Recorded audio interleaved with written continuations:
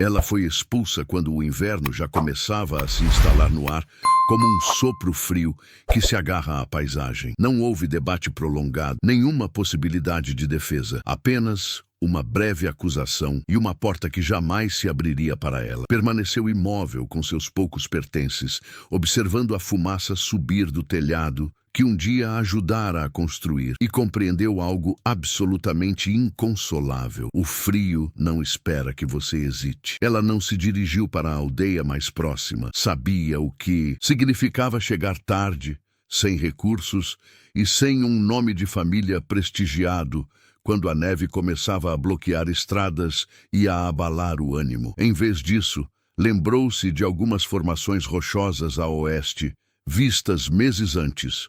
Muros de pedra erodidos pelo vento, repletos de cavidades irregulares que pareciam abrigos inacabados. A maioria das pessoas evitava aquele lugar por hábito e medos herdados. Ela não partilhava desses medos. Vinha de terras onde as pessoas sobreviviam a invernos inteiros debaixo da terra, não por romantismo, mas porque funcionava. Ele chegou ao anoitecer. Escolheu a caverna mais profunda, não a mais confortável nem a mais visível, mas aquela que se estendia o suficiente para abafar o vento. O chão subia em direção ao fundo e o teto descia o suficiente para aprisionar o ar. Sentou-se, encostou as costas na rocha e esperou. Lá fora, o frio se intensificava. Lá dentro, a temperatura permanecia estável, como se a pedra não tivesse pressa em obedecer ao céu. Naquela primeira noite, ela mal conseguiu dormir. Ouviu movimentos distantes de animais e o estalar do gelo se formando onde ainda havia água.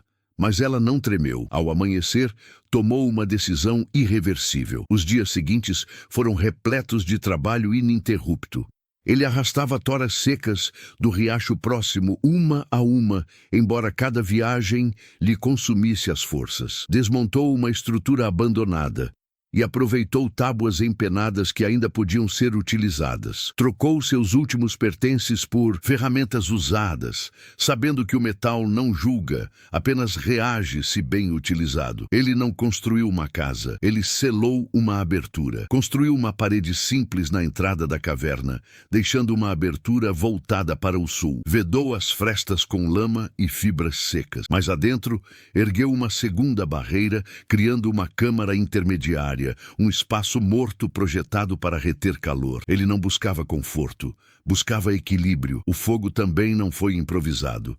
Ele cavou, dispôs as pedras com precisão, planejou o caminho da fumaça como quem mapeia o curso de um rio. O ar frio entrava por um ponto, o ar quente permanecia apenas o tempo suficiente antes de escapar sem contaminar o interior. Quando chegou o primeiro golpe sério do inverno, o mundo exterior tornou-se rígido. O termômetro despencou implacavelmente e permaneceu assim. Dentro da caverna, porém, o ar mantinha um calor constante que não era um luxo, mas um sinal de sabedoria. Ele dormia no fundo, onde o calor se acumulava, e todas as manhãs atravessava o suave gradiente de temperatura até a entrada para atiçar o fogo, lembrando-se do porquê de ter escolhido aquele lugar. O verdadeiro desafio não era o frio, mas a comida. Ele fazia bicos no povoado próximo, trocando seu trabalho por farinha e gordura. Armava armadilhas simples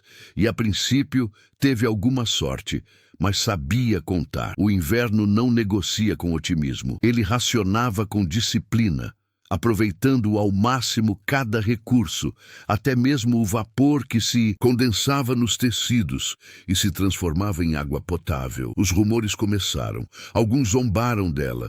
Outros demonstraram genuína preocupação. Um homem de aparência rústica a advertiu de que a pedra não respira e que ela morreria sem perceber. Um padre falou sobre isolamento e ajuda. Ela ouviu, agradeceu e seguiu em frente.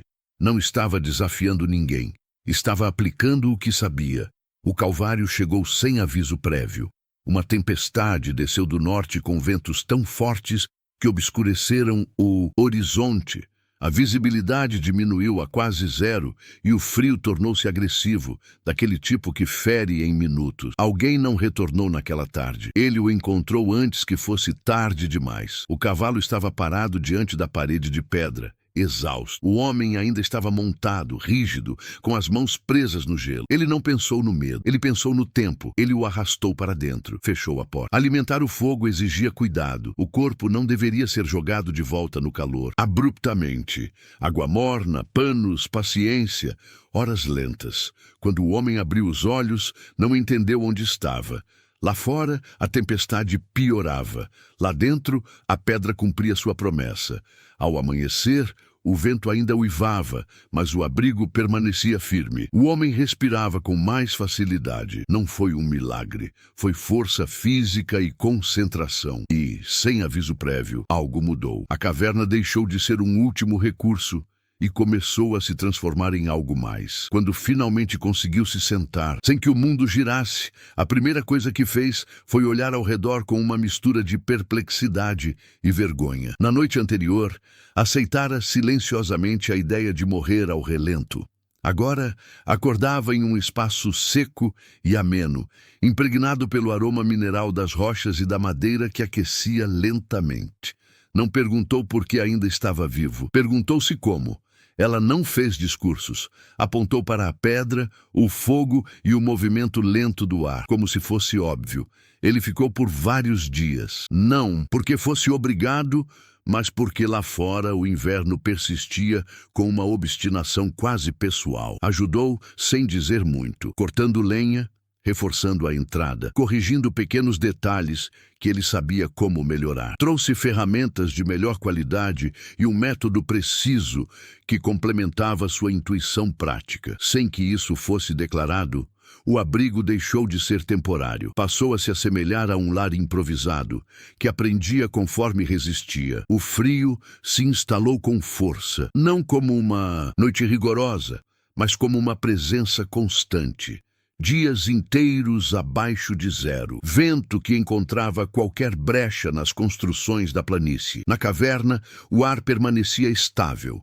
Não era excessivamente confortável, mas o suficiente para pensar com clareza e se mover sem rigidez. Essa mínima diferença de temperatura teve consequências enormes. A notícia se espalhou lentamente, como tudo no inverno. Primeiro, olhares de longe. Depois, perguntas. Mais tarde, visitas breves com desculpas esfarrapadas. Alguns vieram oferecer ajuda.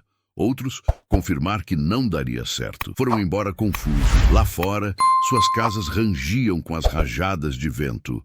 Lá dentro, a pedra permanecia silenciosa. Certa noite, o homem que havia avisado sobre a fumaça apareceu na entrada. Coberto de geada, pediu para ficar até o amanhecer. Não se desculpou, nem recebeu desculpas. Deixou lenha como pagamento e dormiu em silêncio. Ao acordar, ficou parado por um instante, escutando a ausência de som. Aquele silêncio, tão diferente do uivo constante do vento, parecia estranho e reconfortante ao mesmo tempo. Com o passar das semanas, o abrigo assumiu uma função diferente. Ele não apenas protegia do frio, como também regulava o tempo. O fogo era aceso de forma controlada uma vez por dia. O calor se acumulava na massa de pedra e era liberado lentamente ao longo de várias horas. Não havia necessidade de alimentar constantemente as chamas, nem de viver com medo de aumentos e quedas repentinas de temperatura. O corpo descansava desse esforço contínuo.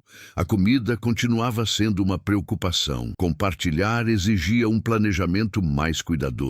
No entanto, isso também abriu novas possibilidades.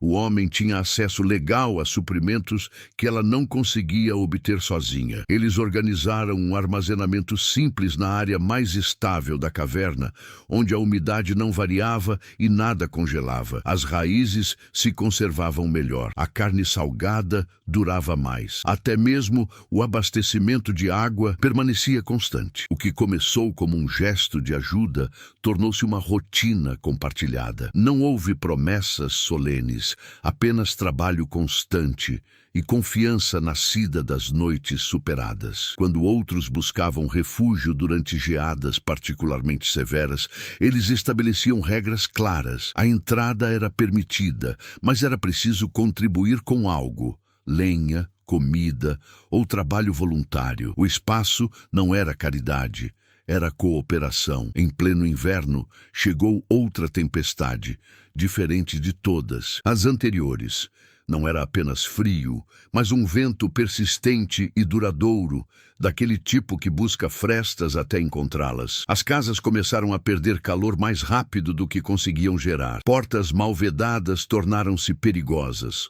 Telhados mal projetados permitiam que a neve se infiltrasse, derretendo e congelando novamente. Naquela noite, a caverna recebeu mais pessoas do que o esperado. Cansadas, com os olhos irritados pelo frio e pelo medo, elas se acomodaram na frente. O fundo ficou para aqueles que já moravam lá. Não houve pânico. O abrigo estava preparado, mesmo que ninguém tivesse dito isso em voz alta. O calor dos corpos somava-se ao da pedra. O ar permanecia límpido. Lá fora, o vento rugia com intenções destrutivas. Ao amanhecer, ninguém havia morrido. Nesse contexto, aquela simples frase era uma exceção. Em outras partes do país, o inverno começava a ceifar vidas silenciosamente. Casas estavam lacradas, sufocadas pela fumaça. Pessoas, sem combustível, tentavam caminhar em busca de ajuda e se perdiam a poucos metros de distância. O abrigo tornou-se, sem qualquer premeditação, um ponto de referência. Não constava nos mapas e não tinha nome oficial, mas todos sabiam onde ficava e o que oferecia. Não prometia luxo nem invulnerabilidade. Prometia algo mais essencial: tempo. É hora de a tempestade passar. É hora de o corpo não desabar. O homem melhorou a entrada com uma porta maciça que realmente fechava. Construiu plataformas elevadas para dormir, separando seus corpos do chão frio. Penduraram panos para dividir os espaços, não por conforto, mas por respeito. Mesmo em circunstâncias extremas, a dignidade importava. Algumas pessoas começaram a perguntar como tudo aquilo funcionava. Ela explicou sem jargões técnicos. Falou da terra como um regulador, da massa que amortece mudanças bruscas, do ar que precisa circular lentamente. Ela não citou teorias. Descreveu o que via todos os dias. Isso foi mais convincente do que qualquer argumento elaborado. Quando o inverno atingiu seu ápice, com temperaturas tão baixas que a respiração parecia cristalizar antes de se dissipar, o abrigo foi posto à prova mais uma vez. Lá fora, a vida parou. Lá dentro, o tempo continuou em seu ritmo humano. As pessoas cozinhavam, falavam em voz baixa, dormiam sem o medo constante de não acordar. A percepção mudou completamente. Ela não era mais uma mulher expulsa que sobrevivia apenas por pura teimosia. Era uma solução concreta, baseada em conhecimentos ancestrais adaptados com pragmatismo. E então, como costuma acontecer quando algo se mostra eficaz, surgiu o desafio inevitável. Uma tempestade ainda mais severa formou-se ao norte, avançando com uma combinação de frio extremo e ventos constantes que, em outros invernos, devastaram assentamentos inteiros. Quando o céu assumiu aquela estranha tonalidade que anuncia perigo real, ninguém teve dúvidas sobre para onde ir. A caverna estava prestes a se tornar mais do que apenas um abrigo. Ela se tornaria a diferença entre a vida e a morte. O céu não escureceu imediatamente. Primeiro, adquiriu um tom amarelado e opaco, como se a luz estivesse enfraquecendo antes de se dissipar. Em seguida, o vento mudou de direção e começou a soprar com uma persistência que não deixava espaço para interpretações otimistas. Os animais desapareceram da paisagem. O silêncio que precedeu o ocorrido durou apenas algumas horas. Quem morava naquela região há muito tempo sabia interpretar os sinais. Não era uma nevasca comum. Era uma daquelas tempestades que não testam a paciência, mas sim a própria estrutura daquilo que se construiu. Antes mesmo do primeiro floco de neve tocar o chão, as pessoas começaram a se movimentar, não por pânico, mas por lembranças. Algumas já haviam perdido familiares em invernos anteriores e não queriam repetir a história. As figuras avançaram em direção às formações rochosas, quase às cegas, guiadas mais pela memória do que pela visão. O abrigo começou a se encher antes do anoitecer. A área da frente foi ocupada primeiro. Depois, os cantos que antes serviam de depósito foram disponibilizados. Ninguém discutiu. Cada corpo representava calor extra. Cada par de mãos, uma possibilidade de ajuda. O fogo era cuidadosamente controlado para não consumir mais lenha do que o necessário. A pedra, fiel à sua natureza, absorvia energia e a liberava sem pressa. Lá fora, a tempestade tornou-se difícil de descrever. Não era apenas neve, era vento carregado de partículas de gelo que batiam como areia endurecida, apagando pontos de referência e castigando qualquer estrutura mal ancorada. As casas na planície começaram a desabar uma após a outra. Portas arrancadas, telhados enfraquecidos. O verdadeiro problema nem sempre era o frio direto, mas o ar que penetrava onde não devia, roubando calor a uma velocidade impossível. Dentro da caverna, o mundo exterior soava abafado, como se pertencesse a outro plano. Para muitos, esse silêncio era perturbador. Acostumados ao ranger da madeira e ao assobio constante do vento, a ausência de ruído parecia antinatural. No entanto, o corpo compreendeu antes da mente. As mãos deixaram de ficar dormentes. A respiração recuperou seu ritmo. A primeira noite passou.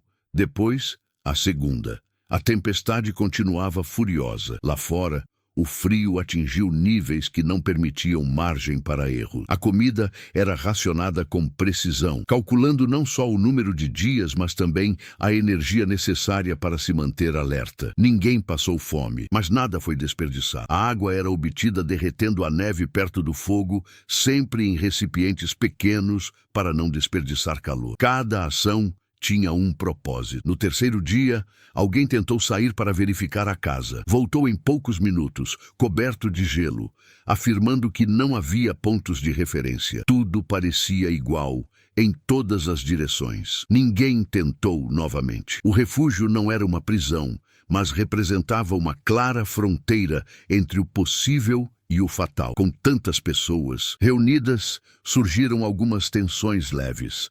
Olhares prolongados, silêncios constrangedores. O cansaço corroeu a paciência, mas também fortaleceu uma camaradagem inesperada. Histórias foram compartilhadas para preencher o tempo suspenso. Invernos passados, decisões que levaram cada um deles até aquele momento. A caverna não apenas retinha calor, como também preservava vidas em suspenso. Ela falava pouco. Observava o fogo, inspecionava as paredes, escutava como o espaço reagia a cada mudança externa. Sabia que o verdadeiro perigo raramente chega de forma óbvia. Às vezes é uma pequena rachadura, fumaça acumulada, descuido repetido fruto do cansaço. Ela não permitiu que isso acontecesse. Quando o vento finalmente começou a diminuir, não o fez suavemente. Simplesmente cessou. O silêncio que se seguiu foi diferente daquele da caverna. Vasto, pesado, revelador. Demoraram horas para ir embora. Não por medo, mas porque o corpo precisa de tempo para aceitar que a ameaça imediata passou. A paisagem estava irreconhecível. Onde antes havia estradas, agora existiam ondulações compactas de neve endurecida. Algumas casas estavam parcialmente soterradas. Outras haviam desaparecido sob o peso do vento e do gelo. O frio ainda era intenso, mas sem o vento já não representava um inimigo imediato. A magnitude do ocorrido foi aos poucos compreendida. Vários daqueles que haviam resistido à tempestade na caverna não tinham para onde voltar. Suas estruturas não resistiram ao impacto. Outros encontraram danos que exigiriam dias de trabalho antes que pudessem ser habitados novamente. Ninguém questionou a solução. O abrigo tornou-se, na prática, um espaço comunitário temporário. Foram organizados turnos. Tarefas foram atribuídas. Pequenas expedições foram realizadas quando o tempo permitia. Com o passar das semanas, as comparações começaram. Nas áreas onde esse espaço não existia, as perdas foram maiores. Não apenas perdas materiais, Pessoas que vedaram suas casas com muita força e nunca mais acordaram. Outras que saíram tarde demais para buscar ajuda. O inverno não estava agindo intencionalmente. Estava simplesmente seguindo seu curso natural. A caverna deixou de ser uma raridade para se tornar um exemplo incômodo. Ela não desafiou as leis conhecidas, pelo contrário, as confirmou. Demonstrou que muitas decisões comuns eram baseadas mais no hábito do que na eficácia. Alguns começaram a fazer perguntas sérias. Queriam entender por que funcionava tão bem. Fizeram medições, compararam temperaturas e notaram diferenças. Não havia segredo. O solo não muda tão rapidamente quanto o ar. A massa importa. Isolamento sem ventilação adequada é perigoso. A estabilidade vale mais do que breves rajadas de calor intenso. Conceitos simples, ignorados durante anos por parecerem óbvios demais. O inverno continuou, longo e persistente. Não foi o golpe final, mas foi aquele que marcou uma virada. Quando as temperaturas começaram a subir lenta e irregularmente, a caverna ficou gravada na memória coletiva como algo mais do que apenas um abrigo improvisado. Para ela, não havia qualquer sensação de triunfo, apenas confirmação. Ele não havia derrotado o inverno, ele o havia atravessado. No entanto, o verdadeiro desafio ainda não havia começado. Sobreviver a uma tempestade é uma coisa. Reconstruir-se depois, mudar hábitos e aceitar que o que você aprendeu contradiz crenças profundamente arraigadas é outra bem diferente. O inverno acabaria por recuar, mas as decisões que se seguiriam determinariam se aquela caverna permaneceria apenas uma anedota ou o início de algo mais duradouro. Quando o frio começou a recuar, foi quase sem aviso prévio. Não houve comemorações. Depois de um inverno como aquele, ninguém comemora prematuramente. A neve ainda cobria o chão e o solo permanecia duro como pedra, mas o ar já não cortava a pele com a mesma intensidade. Foi aí que as verdadeiras consequências surgiram. Não durante a tempestade, mas depois, quando chegou a hora de contabilizar o que restou. Algumas famílias retornaram ao que um dia chamaram de lar e encontraram paredes tortas, telhados desabados, estruturas que não resistiam mais ao tempo. Outras não encontraram nada reconhecível.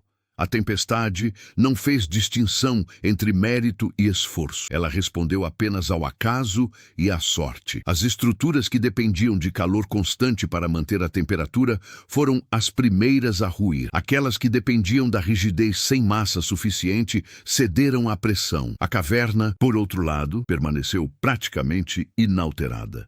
Não intacta por um milagre, mas porque não tentou se impor ao ambiente. Ela coexistiu com ele. Essa diferença começou a gerar perguntas mais profundas. Não eram mais apenas comentários passageiros, eram conversas tranquilas, mãos percorrendo a pedra, ainda quente em certos pontos, olhares avaliando a entrada, a circulação de ar, a espessura das paredes naturais. Alguns homens que haviam zombado do sistema meses antes pediram para vê-lo. Não se desculparam. Nem eram necessários pedidos de desculpas. Em vez disso, trouxeram materiais, ferramentas e a disposição de ajudar. A dinâmica mudou. O abrigo deixou de ser algo emprestado e tornou-se um projeto compartilhado, sem perder sua essência. As melhorias foram feitas com cuidado, para evitar alterações no essencial. Uma porta mais robusta, plataformas elevadas para dormir longe da umidade, reforços em pontos vulneráveis. Cada decisão foi filtrada pela mesma pergunta. Isso proporciona estabilidade ou apenas conforto? Se a resposta não fosse clara, ela era descartada. Ela observou o processo sem se apropriar dele. Compreendeu que, para perdurar, ele precisava deixar de lhe pertencer no sentido mais estrito. O refúgio tinha que pertencer a todos, ou não pertenceria a ninguém. Com o tempo, as ideias começaram a ser aplicadas fora da caverna. Não se escavaram mais cavidades na rocha, mas sim Adaptações para a habitação. Casas parcialmente enterradas no lado norte. Paredes duplas com verdadeiras câmaras de ar, não seladas de forma grosseira. Sistemas de aquecimento projetados para aquecer massa, não apenas o ar. Os resultados não foram imediatos, mas tornaram-se visíveis na queda seguinte das temperaturas. A tempestade seguinte não foi tão violenta quanto a anterior, mas foi suficiente para testar as modificações. Desta vez, menos pessoas procuraram abrigo de emergência. Mais estruturas resistiram à tempestade. O consumo de lenha diminuiu significativamente. A diferença era perceptível em pequenos detalhes.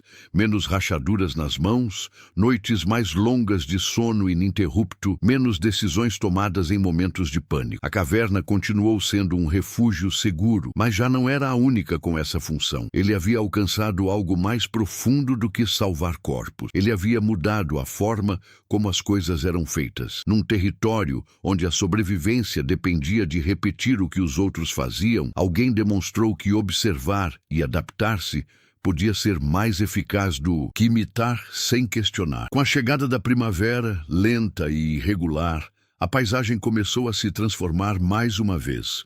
O degelo revelou danos ocultos, mas também abriu espaço para a reconstrução. Muitos aproveitaram a oportunidade para reconstruir suas casas, incorporando o que haviam aprendido. Nem todos. Alguns retornaram ao familiar, confiando que a sorte estaria do seu lado da próxima vez. Mas outros não esqueceram. A caverna permaneceu como um refúgio permanente. Era usada para armazenar alimentos, para se abrigar de tempestades inesperadas e até mesmo como ponto de encontro no verão, quando o calor tornava as casas de madeira insuportáveis. A estabilidade térmica que salvara vidas no inverno se tornou um alívio durante os meses mais quentes. Ela continuou morando por perto, sem buscar reconhecimento. Ajudava quando solicitada. Explicava quando alguém perguntava sinceramente. Não escrevia manuais nem fazia discursos. Seu ensino era prático. Ou funcionava ou não. E funcionava. E o que ele tinha feito estava funcionando tão bem que era impossível ignorar. Com o passar dos anos, a história foi se simplificando à medida que era contada. Alguns falavam de intuição, outros de teimosia. Poucos compreendiam que não havia nada de místico nisso. Era conhecimento ancestral, aplicado com respeito ao meio ambiente. Não se tratava de se esconder em uma caverna. Tratava-se de entender por que a caverna oferecia o que oferecia. A comunidade mudou de maneiras sutis, mas permanentes. O inverno deixou de ser visto apenas como uma ameaça inevitável e passou a ser encarado como um desafio que poderia ser melhor administrado. Não o elimine, não o domine. Supere-o com o mínimo de perdas possível. Essa diferença, pequena em palavras, revelou-se enorme em consequências. Anos mais tarde, quando alguém chegava à região e perguntava por que certas casas eram construídas de forma diferente, sempre havia alguém que apontava para as formações rochosas a oeste, não como um aviso, mas como um ponto de referência. Ali, algo havia começado que não foi registrado nos documentos oficiais, mas que salvou vidas reais. A caverna não se tornou uma lenda imediatamente. Não havia placas nem cerimônias. Apenas histórias contadas ao redor da fogueira, cada uma ajustada pela memória de quem a contava, mas todas concordando nos pontos essenciais. No momento exato em que não havia margem para erro, a pedra ofereceu o que a madeira não pôde oferecer. E embora o tempo tenha apagado nomes e rostos, a ideia permaneceu. Às vezes, o refúgio mais seguro não é o mais visível ou o mais aceito. Às vezes, a diferença entre perder tudo e seguir em frente reside em ouvir o que está ao seu redor, em vez de tentar controlá-lo. O que nasceu de uma expulsão injusta e de uma decisão tomada às vésperas do inverno não se dissipou com o derretimento da neve. Integrou-se à forma de construir, pensar e preparar. Assim como a própria pedra, ela permaneceu estável enquanto tudo o mais mudava. E, justamente quando parecia que a história havia cumprido seu propósito, a atmosfera inesperadamente endureceu novamente, lembrando a todos que o verdadeiro teste de uma ideia não é se ela funciona uma vez, mas se ela resiste à pressão que o mundo exerce sobre ela novamente. O inverno seguinte chegou mais cedo do que o esperado e durou mais do que qualquer um considerava razoável. Não foi uma única tempestade devastadora, mas um ataque constante. Dias cinzentos seguidos de dias cinzentos. Frio, implacável, neve cobrindo o mesmo chão repetidamente, como se não tivesse memória. Esse foi o verdadeiro teste. Eles não podiam mais alegar ignorância. Sabiam o que estava por vir. Os novos prédios resistiram melhor à tempestade, embora nem todos. Houve erros de cálculo, atalhos tomados por excesso de confiança. Detalhes menores ignorados por cansaço ou pressa. O inverno não punia as intenções, apenas os resultados. Ainda assim, as perdas foram menores do que nos anos anteriores. E isso não passou despercebido. A diferença não estava na força, mas em ter aprendido a priorizar a estabilidade em detrimento da aparência. Mais uma vez, a caverna cumpriu seu propósito sem aviso prévio. Desta vez, não era o centro da história, mas sim seu suporte silencioso. Quando o vento aumentou ou o frio desceu mais rápido do que o esperado, todos sabiam que aquele espaço ainda estava lá, inalterado. Nem todos o utilizavam, mas o simples fato de existir já influenciava as decisões. Ela envelheceu lentamente, marcada mais pelo seu trabalho do que pelos anos. Nunca buscou reconhecimento pelo que havia começado. Quando alguém lhe agradecia, respondia com frases breves, como se essa fosse a única coisa sensata a fazer em sua situação. Para ela, o refúgio não foi uma façanha, foi uma consequência lógica de observar e agir sem romantizar a situação. Com o tempo, a caverna adquiriu novas funções. No verão, oferecia frescor quando as casas de madeira ficavam abafadas. No outono, servia como um local seguro para armazenamento. No inverno, permanecia como uma garantia contra o pior. Essa versatilidade finalmente convenceu até os mais céticos. Alguns visitantes vieram de outras regiões, atraídos por histórias que haviam sido exageradas ao longo do caminho. Esperavam encontrar algo extraordinário. Em vez disso, encontraram uma caverna sóbria, funcional e sem adornos. A princípio ficaram desapontados. Depois de passar algumas horas lá dentro, sentiram a mudança em seus corpos e compreenderam. Não havia espetáculo na forma, havia espetáculo no resultado. Ao longo dos anos, começaram a ser registradas medições, comparações de temperatura e observações sistemáticas. Nada disso alterou a essência do lugar, apenas confirmou o que já era evidente pela experiência direta. A massa de pedra oferecia uma constância que nenhuma estrutura leve conseguia igualar. O ar, quando bem controlado, deixava de ser um inimigo. O fogo, usado com discernimento, não representava uma ameaça. A história foi transmitida sem datas exatas ou nomes completos, como acontece com quase tudo que é realmente importante. Alguns detalhes se perderam, outros foram embelezados, mas a essência permaneceu intacta. Uma mulher despejada, um inverno implacável, uma decisão diferente, um abrigo que acabou salvando mais vidas do que qualquer um ousaria contar com precisão. Quando ela morreu, muitos anos depois, não houve grandes homenagens. Ela não as teria desejado. No entanto, no dia do seu enterro, alguém acendeu uma fogueira na caverna, não por necessidade, mas por costume. Outros trouxeram lenha e a deixaram na entrada. Ninguém deu instruções. Todos sabiam o que fazer. A caverna permaneceu intacta ao longo das gerações. À medida que os caminhos se tornavam mais claros e as moradias mais resistentes.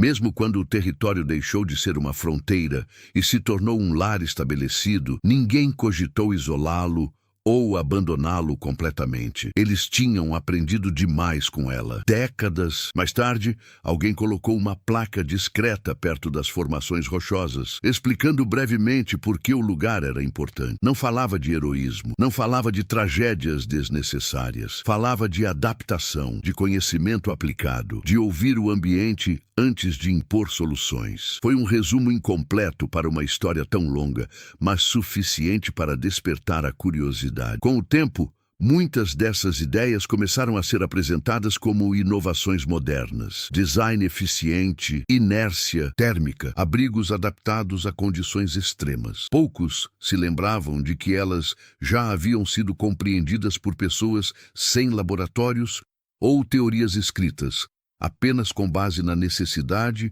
na observação e na memória. A caverna nunca foi uma solução definitiva para o inverno. Nem era essa a intenção. Era uma lição prática sobre limites e possibilidades. Ele demonstrou que sobreviver nem sempre significa lutar com mais afinco, mas sim escolher melhor onde se posicionar.